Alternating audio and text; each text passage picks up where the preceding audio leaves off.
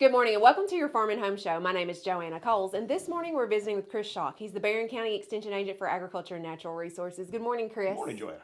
Now, Chris, tobacco is different now as far as our educational trainings as it was 10 years ago.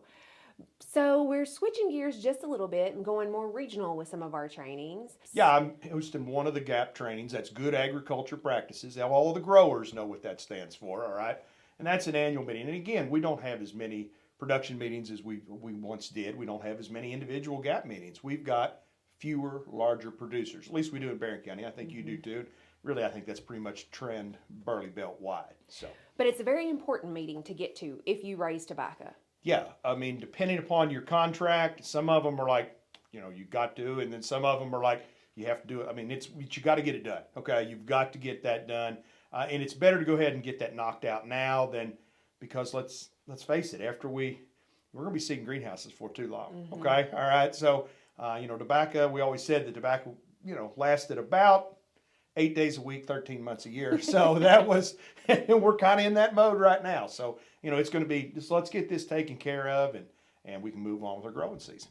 Now, Chris, when are you going to be offering your regional tobacco gap? Okay, I've got one in Barren County on March the 28th. That's going to be, if you came before, we have it at the Trojan Academy, all right? That's the school in between the two schools, all right? So, but we'll have it there. We'll have it at 6:30 in the evening.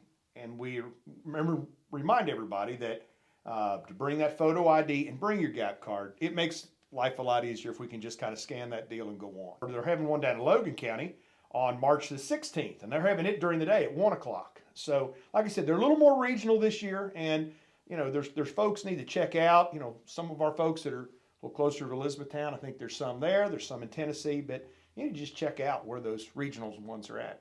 And you mentioned that the season, once you get that first plant in the ground, it's really hard to come back and do some of these educational trainings. So and I think they have a deadline of like June 30th. Some are a little bit flexible with that, but some contracts are not. And some are not. And I mean, let's get this done. And there are other ways to do it than come to the meeting. There are paper pencil kind of things that you can send off if that's what you want to do. But it's easiest, I think, to go ahead and come to that meeting.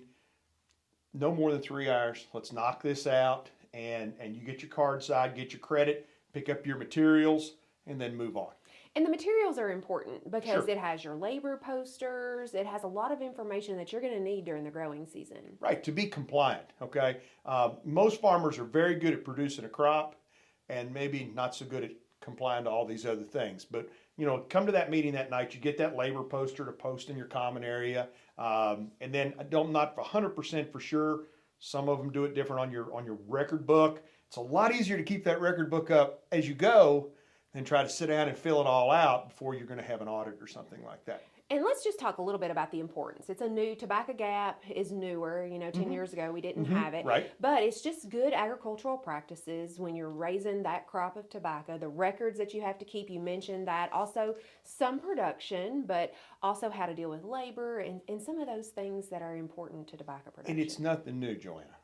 But we're all human beings, and we need to be reminded because we get busy, all right? And it's good agriculture practices. I tell people it's just the right thing to do, okay? And that's really what it is. And so you get it taken care of, and then move on with your growth. Move on what you're really good at, which is producing the crop. Yeah, because they do have some audits and different things throughout the year. So it's a good idea to know what you have to do, get a good start on what you have to do, and so you can complete it and keep it up to date. You don't want to be behind the 8 ball if something comes up.